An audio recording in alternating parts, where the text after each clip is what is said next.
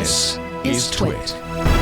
Tim Cook today starts his 10th year as CEO. Can you believe that? I know. Amazing. Did he get his acrylic plaque like the others get? I hope so.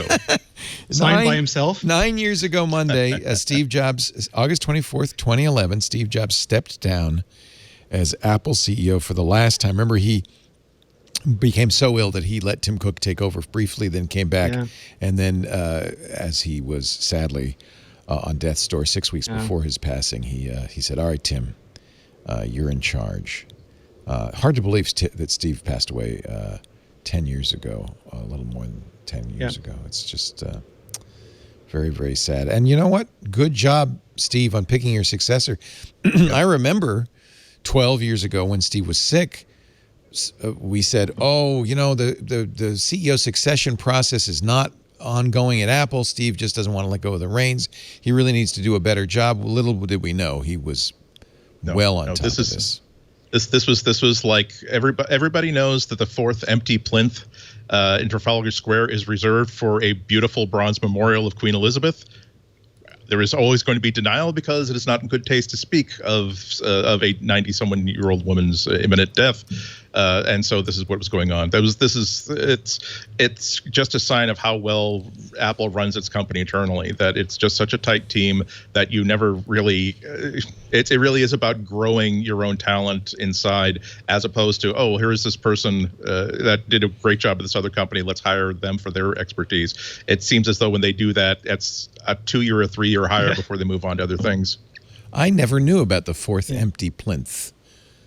Yeah, it's really great because occasionally apparently it was for 100 years ago or something. It was for a statue that never got completed, and then it was just like no one bothered to do anything with it. And occasionally they do things like a few years ago they did a thing where they'd have, well, let's do regular art installations there. There was a period in which they just said, well, everybody gets if you apply, we'll do like an entire summer where anybody who wants to can get 5 minutes to do whatever they want up there, whether it's an art piece or a speech. And now it's pretty much understood that at some point there was and absolutely correct. It's like she's the longest reigning monarch in British history.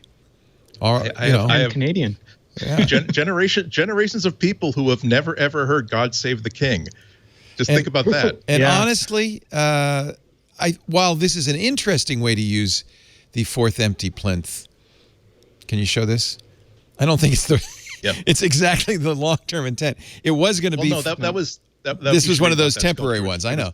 It was intended for an equestrian statue of William IV, but they ran out of funds. Yeah, exactly. So it's now empty, and this is another interesting idea. One of the other temporary ideas. You know, it just really reinforces if I had how the Unreal Engine. Yeah, I could put us on there. yeah, we could be on there. This is really interesting. These are the various fourth plinth projects.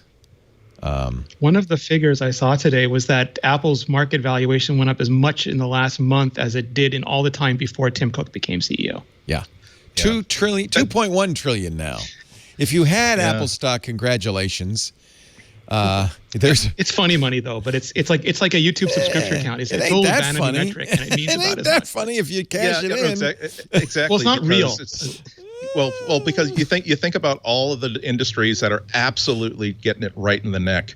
Like live entertainment, theaters. There are a lot of. But one of the long-term effects of 2020 is going to be that all the independent venues that to this date have evaded being bought out by these national conglomerates that turn it into an exclusive venue for Ticketmaster or an exclusive venue for our roster of events and our roster of talent, they're going to be in financial distress. They're going to be bought up. And meanwhile, unfortunately, in a year in which we are actively asking questions about how much power huge tech companies have, this is an environment in which the services that technology provides, it's a boom year. So they're essentially becoming more and more wealthy and more powerful in a time when other industries are getting less powerful and less wealthy. So it's a bummer. It's a problem. It's actually interesting because if you look at the tech sector, that's why the stock market is hot right now. If you take it out, it's not such a hot stock market.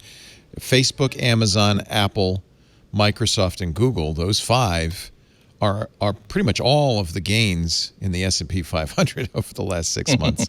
Jean-Louis Gasset, user minutes. I mean.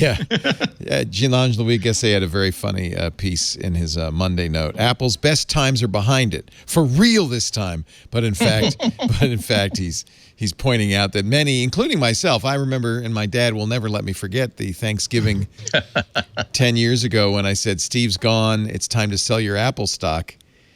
Sorry, Dad. That was when it was down here at the bottom of that big growth curve you see here. The good news is my father has never listened to me for financial advice, so he kept that stock and he reminds me every Thanksgiving.